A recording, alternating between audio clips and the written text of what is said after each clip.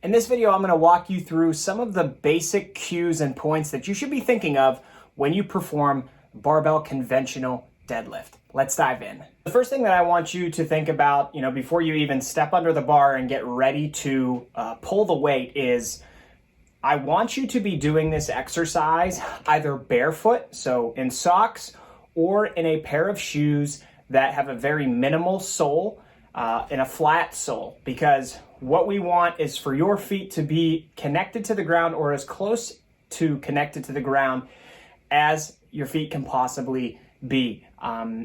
Doing this exercise in footwear like running shoes, basketball shoes, other athletic shoes, or even like your squat shoes with an elevated heel, it's going to put you in an unadvantageous position from the start of the exercise, and especially in regular tennis shoes. Regular tennis shoes and running shoes are built with a cushion to help keep your feet comfortable.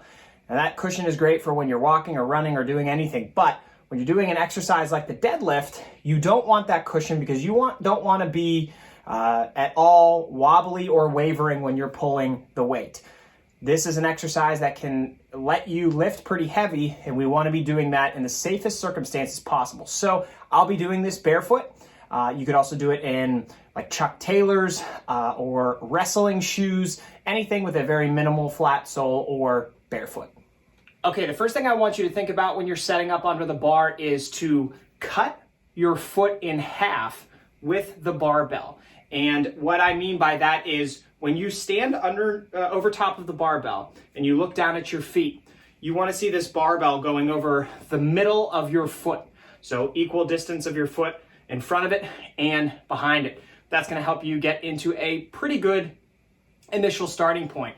Now, in terms of foot placement and how wide or narrow you go, I like to tell people to just start this off with shoulder width apart in terms of your stance. And the more you deadlift, the more you'll find out what stance works best for you. Now, understand if you get super wide out here, then we're talking about doing a sumo deadlift, and some of the technique pointers are going to be different. So for this one, we're talking barbell conventional deadlift. Conventional deadlift involves your feet being closer together, more like shoulder width apart or thereabouts. Okay, so I'm standing with the bar, cutting my feet in half. I'm with my legs shoulder width apart. And now we can talk about bending down to get into your starting position, because really from here, you should use the actual barbell to get your body in position to start pulling the weight. So you're gonna grab wherever is comfortable. You can grab a little wide. I wouldn't recommend going narrow, at least not more narrow than where the knurling stops. Normally I think it's most efficient to just wherever your legs are, have your hands just wider than your legs. But that's something you can play around with too to see what's most comfortable. But get your grip in place. And I want you to listen closely here. Listen to just a little click that I'm gonna make. You hear that click? So what that click is the slack in the bar. These plates come over the end of the barbell, and there's going to be a tiny amount of space between the actual diameter of the hole that the plate comes onto the barbell and the barbell itself. So something you want to make sure you do before you actually pull the weight up is pull that slack out of the bar. And when you pull the slack out of the bar, it's going to allow you to get into the rest of your starting position. So let me show you that again.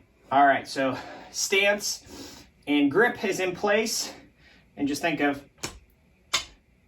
pulling up slightly to pull that slack out of the bar. And then you want to get your hips into a position where you're feeling some tension on your hamstrings. And that means you're in a good spot to then pull the weight up. Now, if you don't pull the slack out of the bar, what you're going to hear is, you're going to hear the click and then you pull the weight. Well, we don't want that. What we want is pull that slack out, and then it's a silent pull. Now, something else that happens when you pull the slack out is it allows you to tuck your lats in and really lock your back into place. Failing to tuck your lats is something that happens with a lot of people, and it gets you in the situation where your back may be rounded or your shoulders may be farther rounded forward than you want them to be. So think about when you pull the slack out of the bar, you pull up, and then you're gonna almost think about bending the bar with your hands. And when you do that, it's gonna cause your elbows to rotate slightly.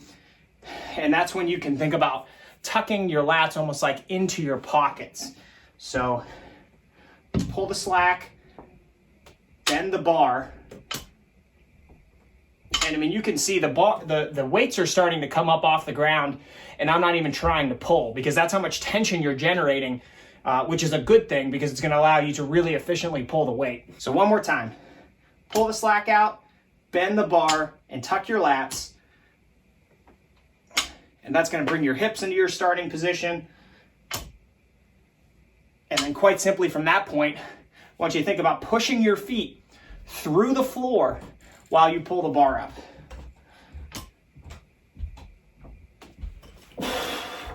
When you get to the top, what you want to think about is once this bar gets above your knees, I want you to think about thrusting your hips into the barbell because that top part of the movement is very glute and hip dominant.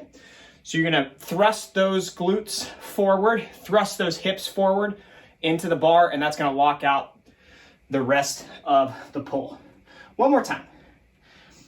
Pull out the slack, bend the bar, tuck the lats, thrust the hips, and then we lower back down.